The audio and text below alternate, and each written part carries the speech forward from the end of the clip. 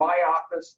We're going to have Maggie and Scott come in as they're talking about things as we get going. So hope you guys are having a great day. It's supposed to be another hot day today. So, you know, the market continues to be strong. We've seen a little slowdown in the market here since July 4th weekend, but we're going to have another great month here. Before we get started and dive into all this stuff, we've got a lot of stuff to cover today. We're going to do a quick little video. Gina, you want to hit it for us? Yep.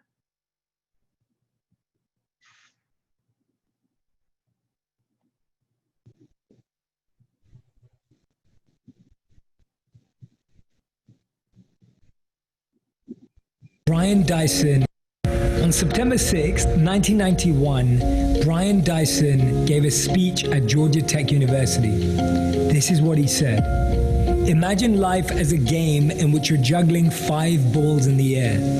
You can name them work, family, health, friends, and spirit. And you're keeping all of these things in the air. You will soon understand that work is like a rubber ball. If you drop it, it will bounce back. But the other 4 balls, family, health, friends, and spirit, they're made of glass. If you drop them, they'll be scuffed, damaged, and potentially even shattered. They will never be the same again. Burnout is a risk that too many of us take. Burnout is when we listen to others, but not our own body. When we work hard for others without thinking of ourselves. When we give in to everyone else's demands, but not our own minds and bodies' needs. We talk to others, but not ourselves. We make time for others, but don't make time for ourselves. Burnout means we outrun ourselves, we outdo ourselves, we outperform ourselves, but not in a good way. Testing your limits is good, but breaking yourself in the process isn't worth it. The way you know you're close to burnout is if everything starts to feel like a burden, feels heavy, and you start feeling frustrated at every little thing. Burnout is when we go out when we want to stay in. We stay up late when we want to go to bed early. A famous proverb states, you don't have to set yourself on fire to keep others warm.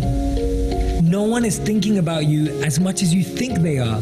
Eleanor Roosevelt said it best. You wouldn't worry so much about what others think of you if you realized how seldom they do. Jeff Foster teaches us. This is what he said. The word depressed can be spoken as deep rest. We can choose to view depression not as a mental illness, but as a state of deep rest. A spiritual exhaustion that we ended up into when we're depressed, pressed down by the weight of the false self.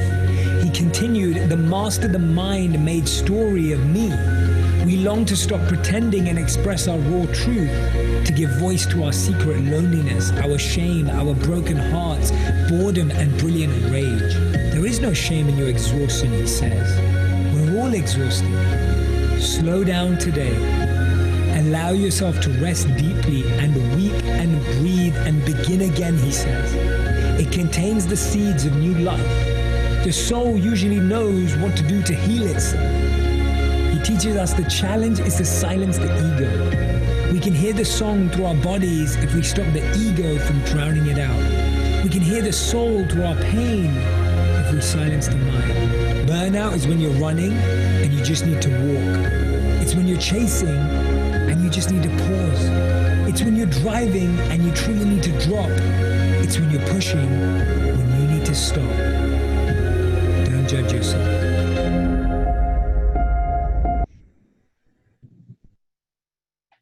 All right, I think Gina was having burnout this morning. The Wi-Fi wasn't working. I thought she was gonna have a meltdown, but Scott came in and calmed her down. So I got Gina, Scott, and Maggie over here on the side. We've been talking about this. I was actually watching on TV. They were talking about a study that's done. First of all, let's start out with Google's going to allow employees to work from home if they want to up to next July. But then they started bringing on a study and some other companies saying that we need social contact with people, and that basically, this whole environment right now is making people depressed, as this video just talks about. We talked about this in a couple mastermind group meetings. We've always talked about all of our years is that we want you to be successful. We want you to work smarter, but it's not just to work harder and to work longer hours, it's to have balance in your life. That really applies now. The problem we have is people aren't jumping on planes to take vacations to get away, to relax. So you maybe have to go and just stay, at your place and relax. You need to go and drive somewhere to a lake to relax. But whatever that thing is, through this whole process, we know people are more emotionally distraught. The anxiety, the stress levels are higher than we've seen ever before. So make sure through this whole process, you're taking care of your mental well-being and your physical well-being so you can continue to be healthy through this process. So don't let yourself stress out. Don't let that anxiety come in there and become depressed through this process. Make sure that you're doing whatever you need to make sure you stay mentally healthy through this process. But the reason we want to get back into the office really is kind of what I saw in the study today, is that people are social creatures. They need to be around and have interaction with other human beings for their own mental well-being, because that's what causes a lot of the stress and anxiety. They need to interact with people on a regular basis. That there's not as much accountability. That productivity was living on adrenaline in the first 2 or 3 months of this, and that companies are saying we're starting to see productivity is going by the wayside. So we're going to continue to encourage you guys, if you feel comfortable with that, come into our office. As most of us probably know now, starting next Monday, you're going to have to wear a mask. We've got to get some clarity on that. But my understanding is anytime that you're going out, even if you're in public office buildings, you'll have to wear a mask. I think if you're in your own private office, your door's closed, I think you take your mask off.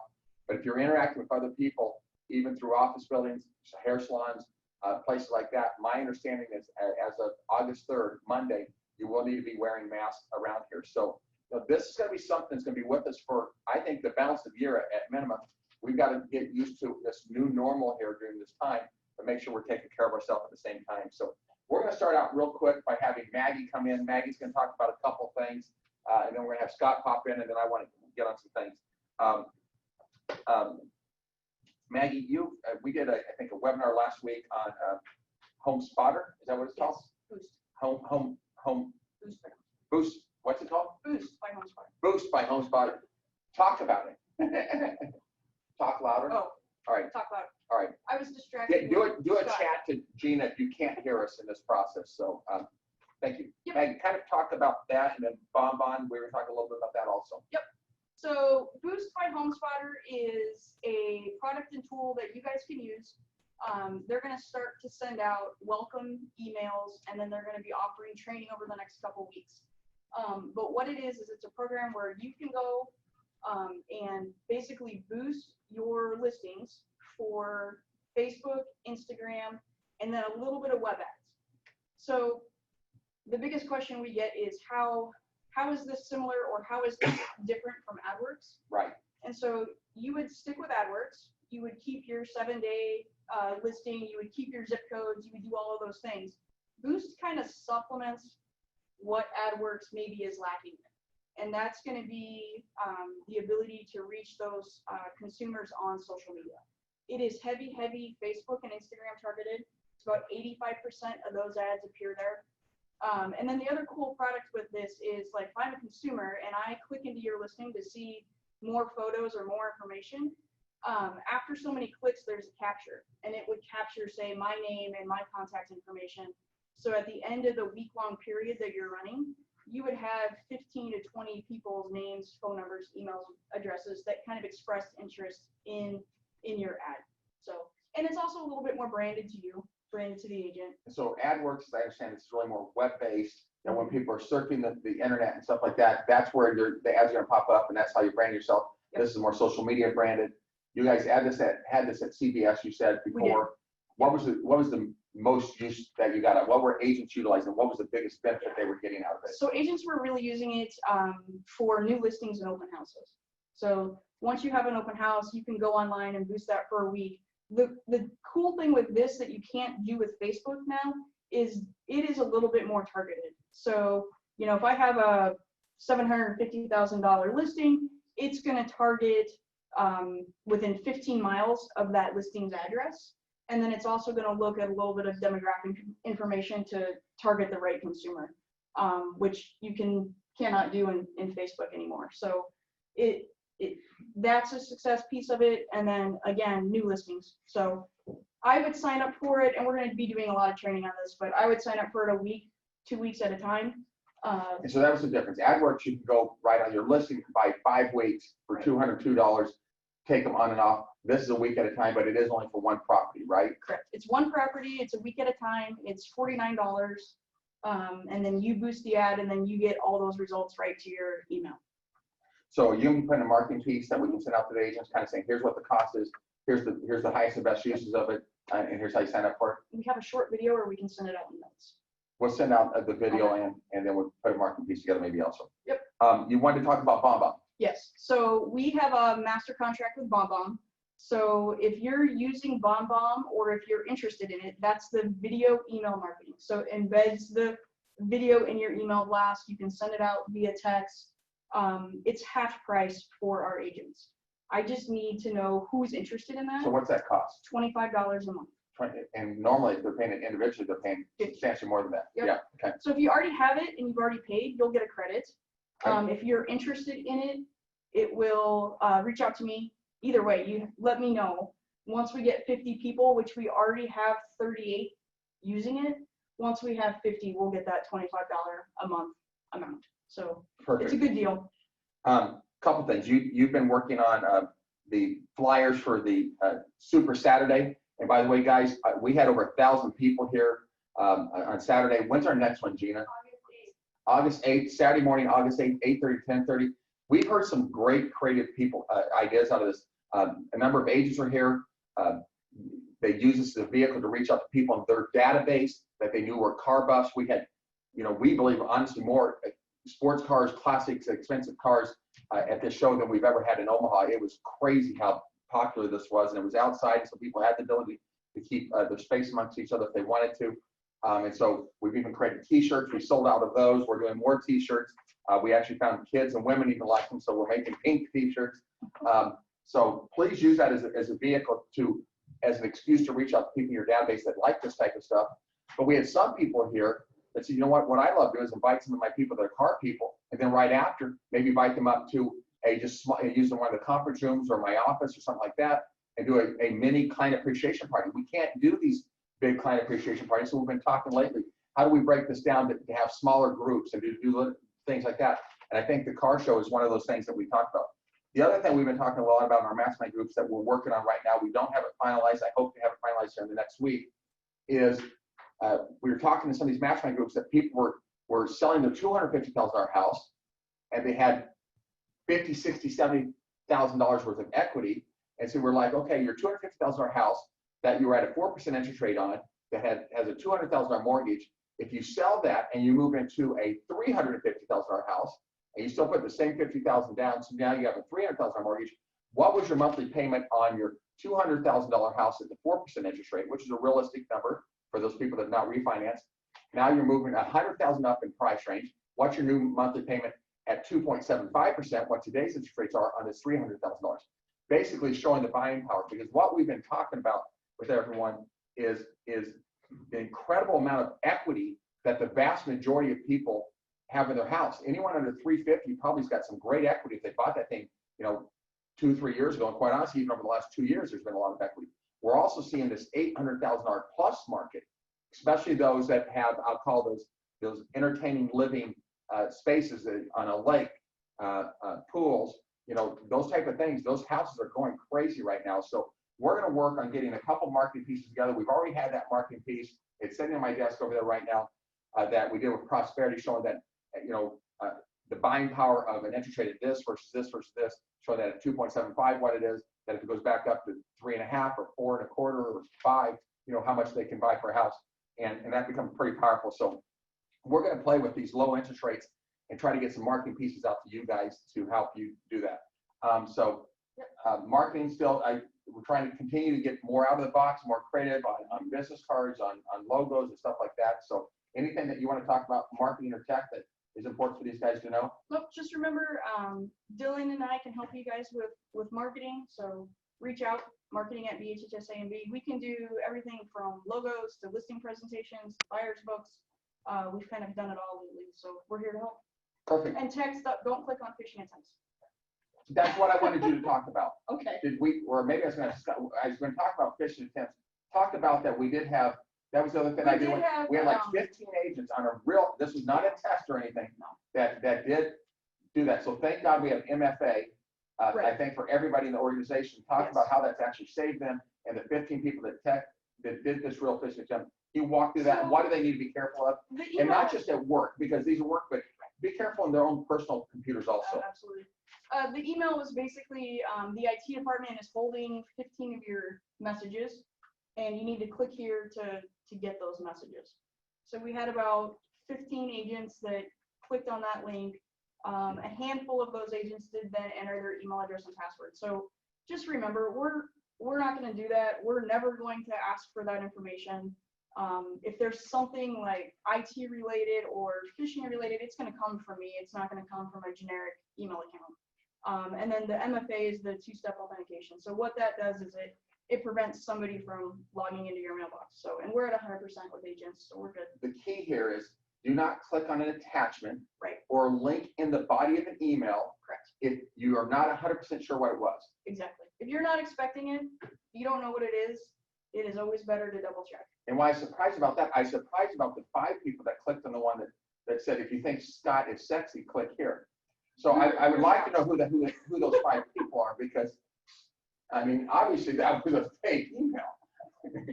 He's not even looking at us. Scott's turning around right now. So guys, the phishing stuff, do take that serious. Any questions on that, please reach out to Maggie and the tech team on that. Yep. Any marketing questions, reach out to them. But the Boost by HomeSpotter, Yes. we're gonna get some stuff out on that. Yes. Look at that. It's a great social media piece, and bomb. Yep. And so that's a no-brainer. If you've got that, you're gonna save some money. So make sure that we get you switched over. Scott, you want to pop on in here? We're gonna run through some things. You know, we've been talking a lot before I get started. Scott here, we'll let him stay here for a second. You know, what's the second half of the year look like, and really what does next year look like? And I got to tell you, you know, there's a fair amount of concern out here of what the second half of the year is going to look like. But I'm even more concerned about what next year is going to look like. We've got this election coming up here. Warren Buffett, if I said this a couple weeks ago, I apologize. I think it was 2 or 3 weeks ago, I was in a CEO meeting. Gino said, the board of directors of Berkshire Hathaway wants everybody to understand, all of our CEOs to understand, that we're expecting later this year, no later than early next year, the stock market to take a dip.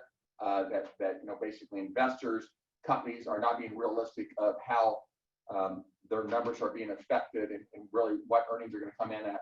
And that the truth is, you've got some Amazons and some companies that are thriving through this, but the vast majority of companies are suffering through this a little bit. So, you know, my point of that is, you know, no matter how busy you are right now, make sure somehow, some way, you're finding a half hour, 45 minutes each day to continue to reach out to your database, your center of influence, to do those prospecting, revenue generating activities to make sure that you finish this year strong.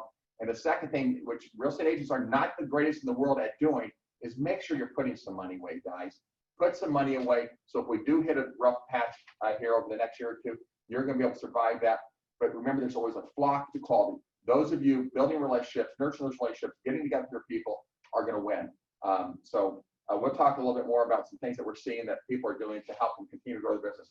Scott, we've had a couple things. You want to go over again with us the coming soon rule, and I guess I'm going to even ask you what's on your agenda, but I want you to talk about, we kind of even got into this conversation about for sell by owners, or not for sell by owners, one-party listings where people are coming, and we've kind of concluded that people can do those as long as it's truly just a one-party listing. They're not trying to market it to everybody, but kind of run through the coming soon, broker exclusive, when they can use those type of things in a one-party listing, and what their options are. Because we've had a couple mastermind groups continue to have confusion of what they can do and how they do it. All right, so coming soon, you know, both require you sign an addendum when you do a listing agreement. And so coming soon, of course, is truly supposed to be coming soon, which I'm getting a property ready to be sold, and you'll do an addendum and you'll say, you know, basically this is not going to be active in the MLS until we switch it to active. Things that can require it to go active is you want to show it. If you want to show it, then within 24 hours you have to change it. You don't have to have the coming soon addendum if you are going to list it, and then within, I think it's a 7-day period, you're going to have showings where you're going to say, look, we're going to have showings at the end of the week. You don't have to do a coming soon addendum in that case, only if it's going to do for a longer period of time.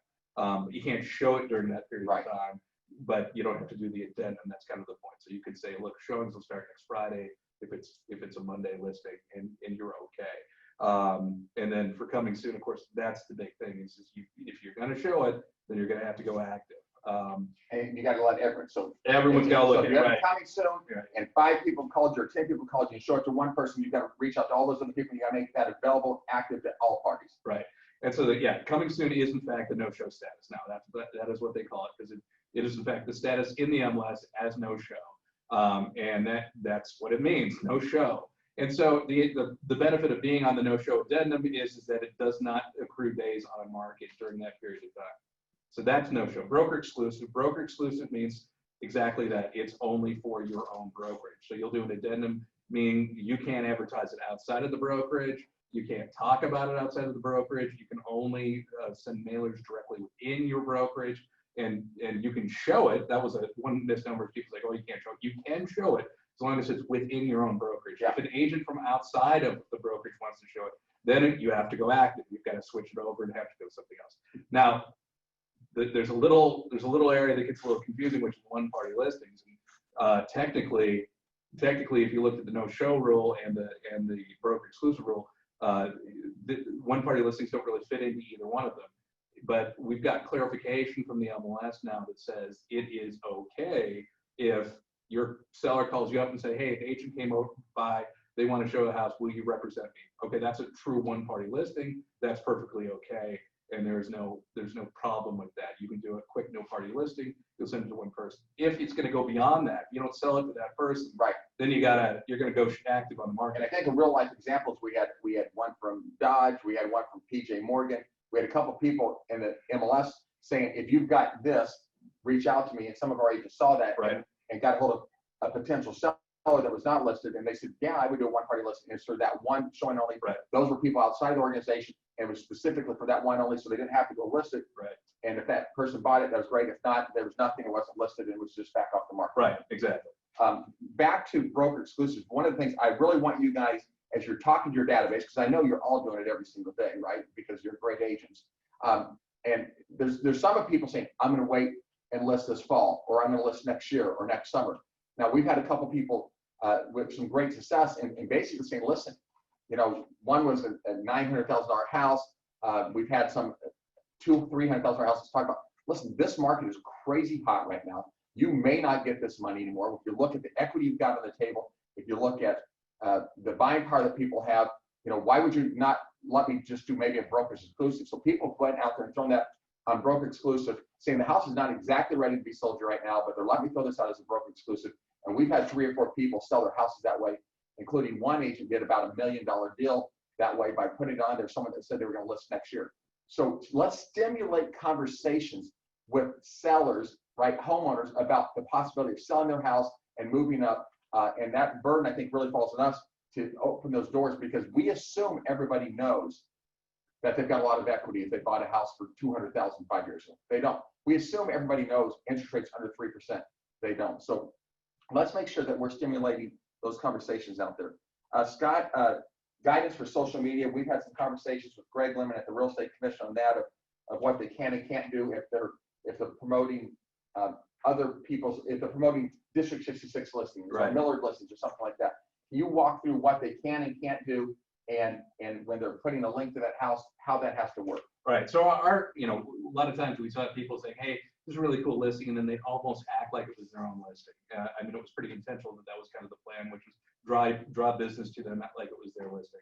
And so we had a couple of discussions with it, both at the MLS and then at the Real Estate Commission with Greg Lemon, where we gave him a very specific example of what is okay and what is not okay. And we seem comfortable with the idea that it's okay to show on a Facebook page a link to a listing, and that link has to go back to basically what's called a virtual office of vow, which would be like the Berkshire Hathaway office, or anything that has an IDX feed. As long as it links back to that, it is okay. You can't recreate the listing on Facebook. You can't put information on it on Facebook. You can do a link back. Now, if it's not your listing, you have to be very clear in your comment section that it's not your listing. It has to say, this is a NP Dodge listing. So they get lucky, they get a listing. And so then they put it in there. Yeah, there won't be many of those. Yeah, it's going to be a big problem.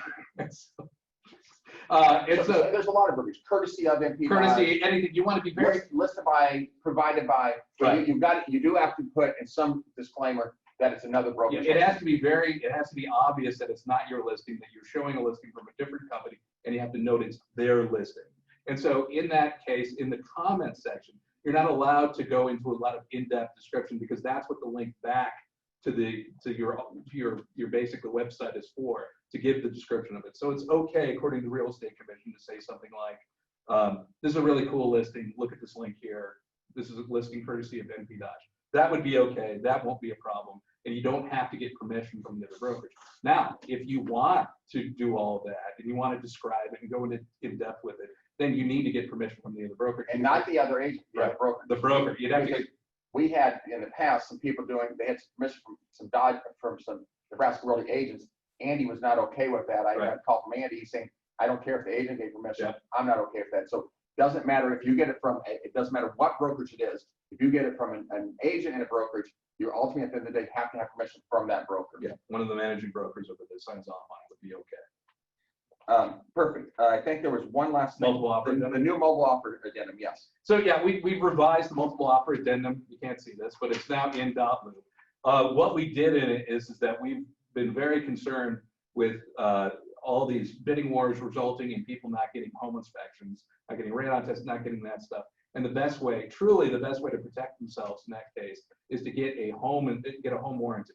And so what we did is that there is a way where they can basically make that part of their mortgage. That is okay.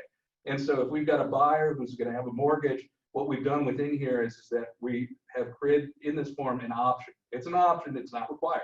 But you could basically say, look, take whatever my highest offer is, and then increase it by $650 to cover a AHS warranty, or a 210 warranty. That'll be on top of what my final number is, and then that amount will be worked into the mortgage. Now, if it doesn't appraise for any reason because of that clause, it's got language in there that would back it out. Again, to get a home warranty when you're not getting a home inspection on something like that, you basically can pay for it for $2.57 per month for your mortgage and have extra protection that'll cover your buyer, and frankly, as an agent, protect you too from liability that might go past it when they say, well, look, they didn't get a home inspection, and you made me unprotected. In the language, we also added the clause that basically says, some language within it about, you're doing this of your own volition. You're making the decision to go beyond the purchase price. We just want everyone to know that, look, this is your own decision to go above and beyond the purchase price to get this property. So a couple things pop in my head. One is in a mastermind group yesterday, someone saying, I'm just really struggling with this, would anybody, and the answer was obviously, yeah, Heather and I said, yes, we see them every single day.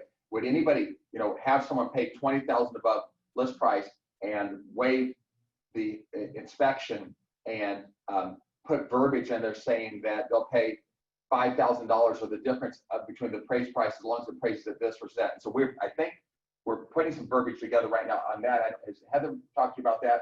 That if something's listed for $200,000, sells for $225,000, and you've got 10 offers over $215,000, putting something in there at that point in time where the seller has leverage. You got to remember, you represent the buyer or the seller in this process. The most leverage you're going to have with the buyer as a listing agent is at the time of 15 other offers out there, but saying that as long as the house appraises for $215,000, that the buyer's willing to, the seller's willing to accept that appraisal price as long as the buyer will pay an additional $3,000, $5,000, $7,000 above and beyond that appraised value up to the purchase price. And the agent said, why would any buyer's agent do that? I said, because in this market, the bottom line is that's the only way some of these buyers are getting houses. They are waiving home inspections. Then they're not putting a home warranty in. Is what prompted this addendum. We're very concerned that if something goes wrong, they're going to turn around and say, my agent said the only way to get this house is to waive this and not take this and not take that. So if you're going to waive that inspection, please, please, please go get a home warranty to protect them. So if the air conditioner, the furnace, or something major goes out in that house, they'll protect them moving forward, and you gave them some sort of coverage in that.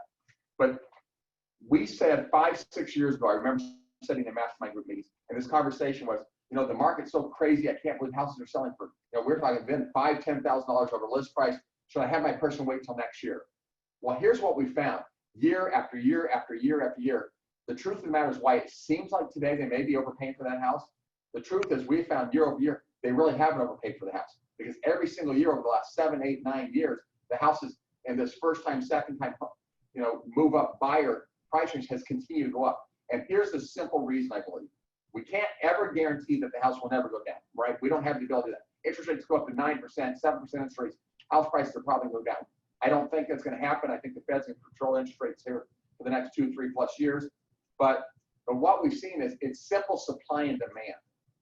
That we're not, Heather said she called, and that the cheapest celebrity house right now is $213,000. So really the truth is, and that's not a great location.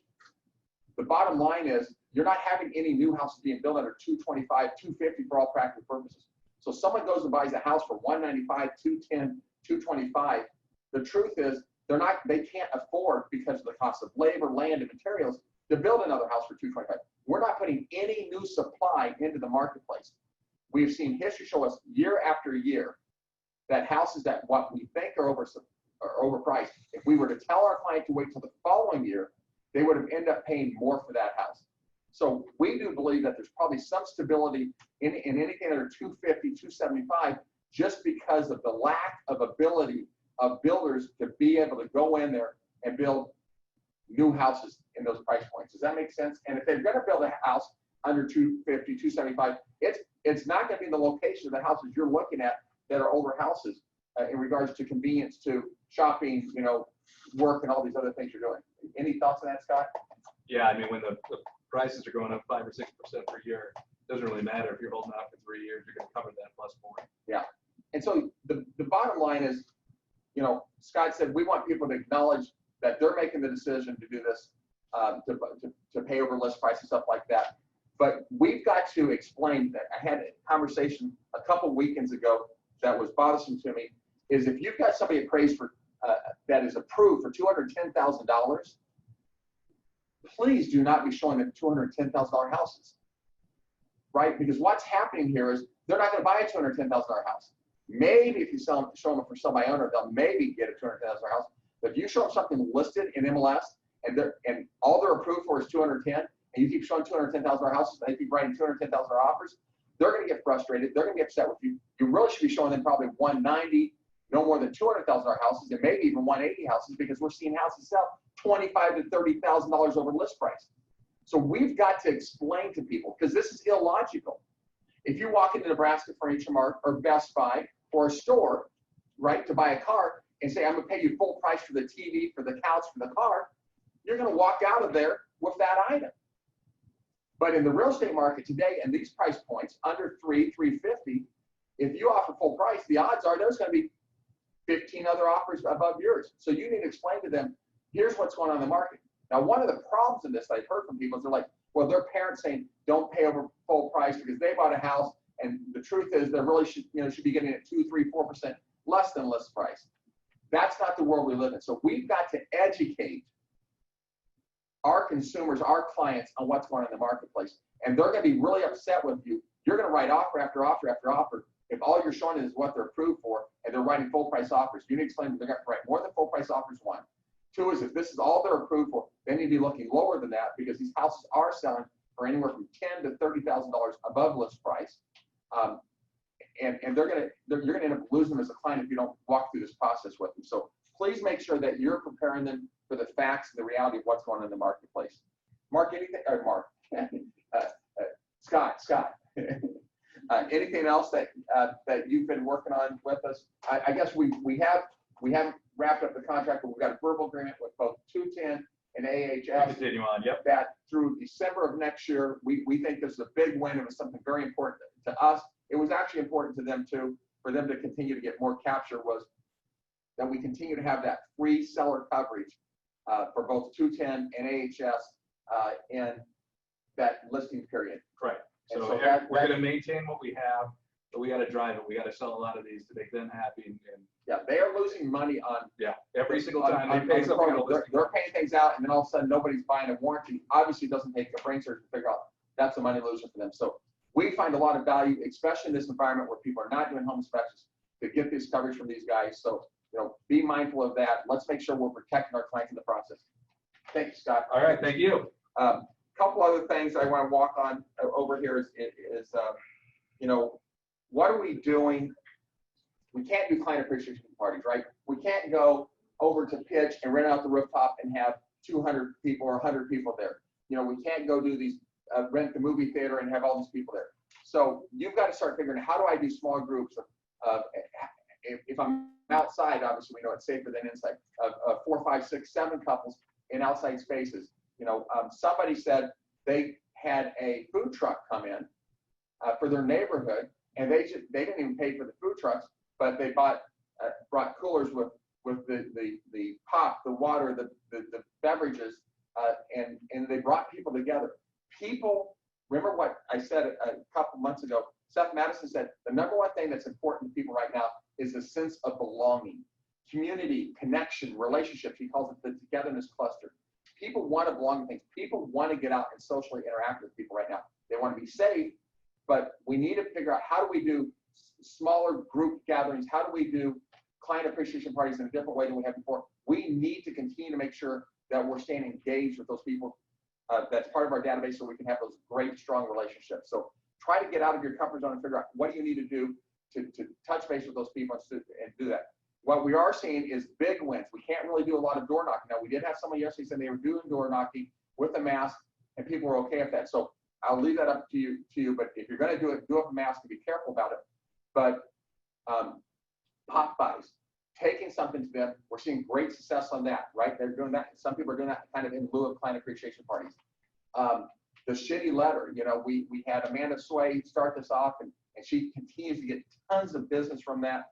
But the shitty letter, we have dozens and dozens of people right now utilizing that, saying, I have a buyer, handwritten note, right, with a Sharpie, then send out to people.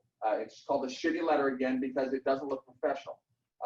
Handwrite that out, send it out saying, I've got a buyer looking in this neighborhood. The problem is there's no listings. If you'd be interested in selling, please give me a call. Handwrite that out. It's driving traffic to people. Or I just sold that property and I've got 2 or 3 or 4 additional buyers looking for your neighborhood. Please reach out to me. So do those type of things. One of the things that's bothersome to me right now is I feel like when we're getting a listing, we're a little lazy. We're not doing some things that I think we really need to do. Why are we still not doing open houses? People that I'm talking about are doing open houses. They're continuing to pick up clients. It's a great way to pick up clients. But to me, a listing is so precious right now. I said it's as precious as a diamond. Some women got upset about that. They didn't think it was quite that precious. But, I don't want to debate that. But a listing is clearly very precious right now. Let's use that as a vehicle and an opportunity to get additional business for you. Why don't we get that listed?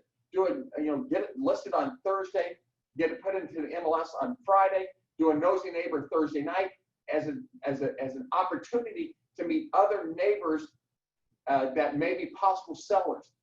Let's get it in MLS and do an open house on Saturday and then review all of the offers if it's in those price points on Saturday evening. Right at that point in time, we've done an open house to pick up additional buyers. Now we accept the offer, we get it sold for above list price, we send out a shitty letter or just sold through the neighborhood. I sold this, with multiple offers, over list price, and I have 3, 4, 5 additional people. Use a listing as an opportunity to pick up additional buyers and additional sellers, guys. Don't just say, I've got it, it's going to sell in a day, and I'm going to take that commission. We have such a shortage of listings. The problem that we're seeing in July right now, sales are down a little bit, not a lot. I think there's a reasonable chance we hit about 1,400 new pending transactions this month. Last month we hit 1,532, I believe, if that's correct. Is Carrie still in there? She left. But so it's going to be a crazy good month. But the reason I think it's down a little bit from where it was the last 2 months is because what we are seeing is we're getting less and less listings than we had before. In one of our mastermind groups, someone's talking about VA buyers and FHA buyers. And everyone that does VA buyers is, wait, why are they not accepting VA buyers? And the problem is because the vast majority of the listing agents are saying don't accept VA because they're not putting as much down. They have to do this VA, go through this VA, they have the VA escape clause and stuff like that. And so one agent says, listen, I'm going out and I'm calling for sell by owners. We're writing letters to neighborhoods. We've got to figure out What do we need to do, right? Is it reaching out to our database and saying, listen, you're looking at selling in the future, but let's stimulate conversations. We're going to have to work harder to get listings than we have in the past. And it may mean going and selling for sell by owners. It may mean sending out shitty letters. You know, as of yesterday, it may mean door knocking with masks, but figure out what to do to get listings. Because if we don't get listings, I don't care how many buyers we have. The number one issue and complaint I'm hearing from you guys is you've got too many buyers consuming too much time, which is allowing you not to prospect for the future, which you've got to become disciplined enough to find time to do that. But the second thing is that I'm writing offer after offer after offer, and I'm not getting accepted. And that's a problem. That's frustrating. That's ultimately at the end of the day, we've got to find it. So get out of your comfort zone through your database, through other revenues, figure out how do we get listings to do things with people. We've got to get them or we're going to have a problem. Couple last things, and then we'll get out of here, is we had the nuns talked about, and I think they've won 2 deals because of this. I really like this, is that on all of these deals, we're doing escalation clauses, right? We know the things that we have to do to get the deal in these multiple offer situations. We need to be finding out what's the best closing date, what's important to the seller, what's the best closing date for the seller, and let's be accommodating, right? Let's write in the contract that we know this is the closing date or closing date to be to the seller's satisfaction within a certain reason. We need to probably put escalation clauses in there. So I thought this was pretty creative. The escalation clause versus saying, you know, I'm offering $220, but I'll go up to $235. Saying I'm offering $220 with $1,500 above the next best net offer with no limit to the buyer's approval. So what you're saying, and the thought process behind this is, I just want my buyer to have an opportunity, because some of these buyers are getting fatigued looking at so many houses, not getting them. They want to have an opportunity. So what happens in that case is the top offer is $238, and the listing agent then calls and says, listen, our best offer, net offer was $238. If your buyer's willing to pay $239.5, it's their house. So because what's happening in these 15, 20 offer things is the buyer's not even going to call back, they're not getting an opportunity. And they may pay $3,000, $4,000, $5,000 more just to get the house done and move forward for life. So I like the no limit to the escalation clause. I thought that was creative. We're seeing more and more people offering, if their buyer has the ability to do that, have their buyer pay for the closing costs for the seller.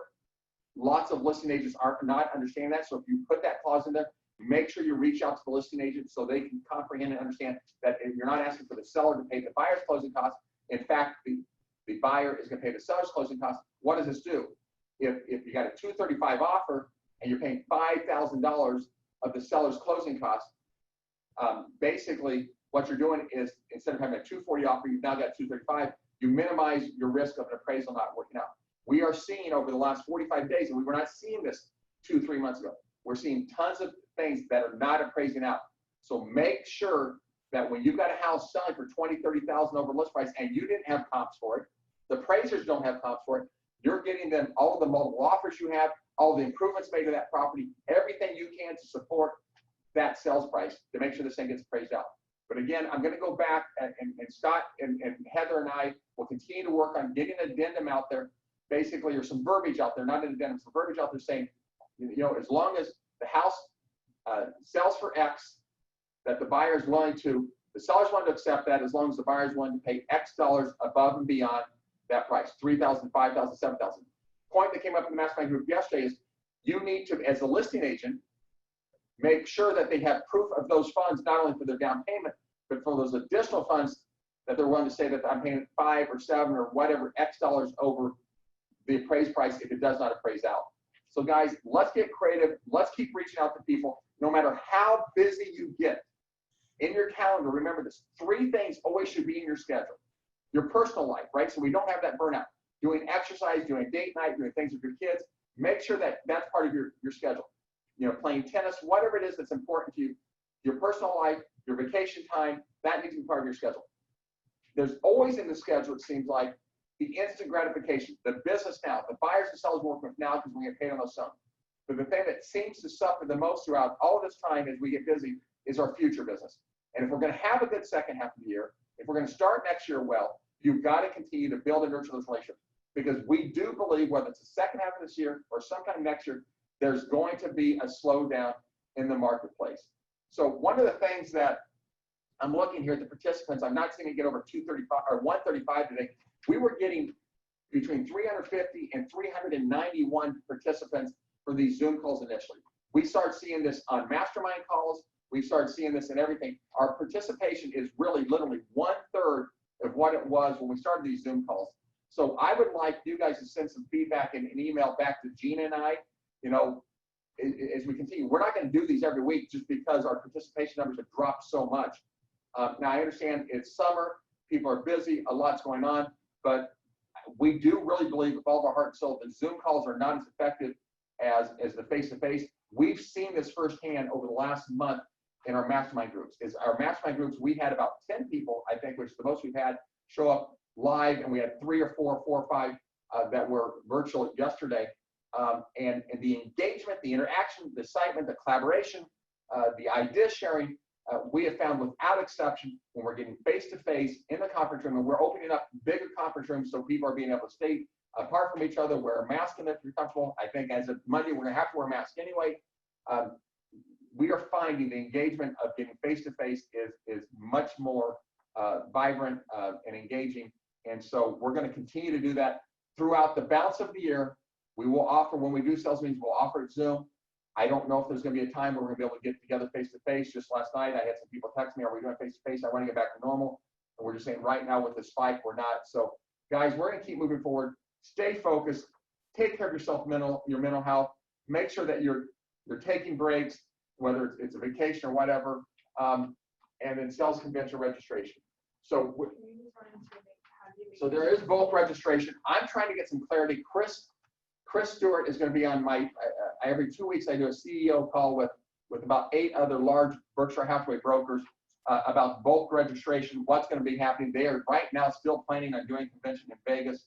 So we're trying to wrap our arms around really what the facts of this are. The bulk registration, if you have any interest going March 21st to 23rd to convention in Vegas, please reach out to Carrie Miller on that, and so she can get a head count on that. I'm trying to get a grasp. So my question to them, you know, is why don't we put this off till November, December, kind of see where we're at? Do we have a vaccine and stuff like that? Because I'm not sure how many people are going to be willing to commit today to something in March with all the unknowns that we have out there. But if you have an interest in going to Vegas to convention, March 21 to 23rd, please reach out to Carrie so we can wrap our arms around that. Scott, Maggie, Gina, anything else that we've been talking about that's important for the agents to know? I think they know everything. They said, we got it. They know everything I know, which is not very much, Scott. Guys, let's continue to have a great summer. I'm hearing that kids that, I heard just the other day, Millard was going to be bringing the kids back every day. Now it's just on Thursdays or different days for different kids. So I think that 2022 is going to go down as a year we've never seen before, but we are here to help you guys, to support you. If you need us, if we need to do one-on-one coaching with you, if you want to dive into a mastermind group, if you're not in one, please reach out to us. We want to be here to be a support system to help you guys continue to grow. Gina's got something for me. Hey everybody, just a quick announcement. Today we're having our first lunch and learn in the first 7 months. So it's Royalty Roofing. They'll be on the second floor kitchen from 11:30 to 12:30. And we are going to start we've talked about the warranty companies. We've talked about some of our other vendors. We are going to start doing lunch and learns. We will do them both by Zoom, just like we're doing mastermind group meetings, and we will do those in place. But we want to start having those opportunities. To that point, our training classes, Missy and Daryl. Missy's going to be doing at least 5 training classes live on site every single week. So Daryl, Mark, Missy, we're getting more engagement in those, but we'll continue to offer all of those by Zoom. So the balance of 2022 is going to be an interesting year, but we're trying to get back to a new normal. With that, we think there's going to be some things. We're going to have to wear masks. We're going to have to do other things. We're going to have to keep social distancing. But guys, reach out to us. We're here to help you. We appreciate you guys. You guys are doing an unbelievable job of continuing to sell houses.